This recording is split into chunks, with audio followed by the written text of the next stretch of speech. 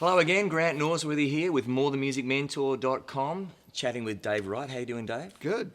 Dave Wright, author of Sound in the Gospel, but also one of my favourite audio engineers on the face of the planet, and I love working with you at our workshops that we do together. You know, a lot of church musicians who are on the platform, singers, instrumentalists, they're using IEMs, in-ear monitors. Yes. You know, they've got the little earbuds in or whatever they're using. They often have their own little mixing console.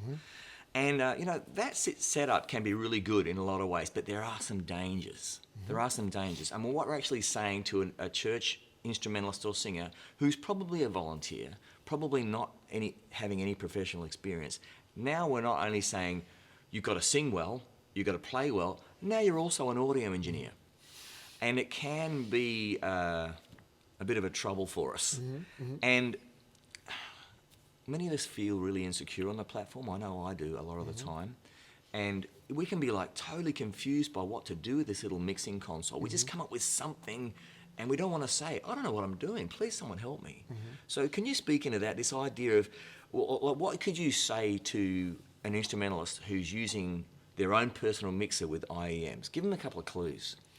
Well, you know, you want to listen to kind of a little bit of everything. You want your own mix going on in your in-ear monitors, obviously, but you don't want to be listening to just yourself because you're going to be missing that collaborating moment with your band and with your audio engineer. And the audio engineer, sometimes with these in-ear monitors, depending on what they are, they can change some tone and some EQ for you to help you with that.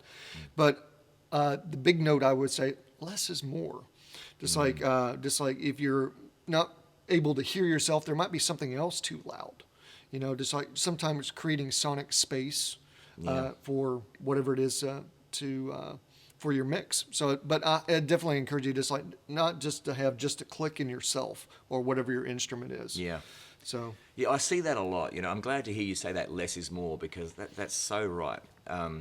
You know, both you and I have done this, not during a church service, but during a workshop. Go around and plug into different people's little personal consoles so we can hear what they're hearing, like a little Y splitter. And some of the consoles actually have a second output, which can be great, or a way of listening to it from the desk. Yeah.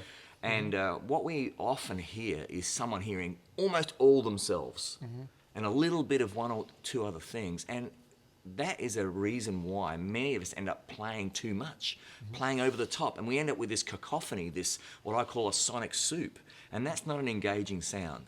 So just remember that when you're doing this little personal mix, if you don't know how to build a mix, if you don't know how to run this little console, if it's not labeled correctly, oh yes, the vocals in number 7, which is actually marked podium, you know, like that sort of stuff drives us crazy and has us feel even more insecure. Yeah. So like, make sure you know what you're doing, and remember, you're not trying to just please yourself. I want to make sure I'm playing great. You know, like you're trying to monitor every sound source that's involved here, and you don't need to hear just yourself. Right. You need to just hear yourself. Realize that you're a small part of something way bigger. Would you agree with that? Yeah, absolutely. I would encourage our audio engineer, like you said, like make sure stuff is labeled, make sure it's actually what it is. That's a huge thing. And you know, get out of the booth and go help them on stage. Be a sound dad or a sound mom to these guys, and just love on them and make sure. Because we all got our own insecurities, so we just got to work together on this. Yeah. So, you know, I think some church sound engineers would go, oh, thank goodness, we've now got, because it might have been Adelaide, we've now got monitors taken care of by them people up there.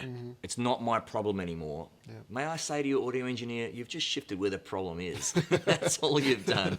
And the musicians on the stage, the platform, the singers, instrumentalists will still need your help. yeah. They don't know what they're doing. Please help us out.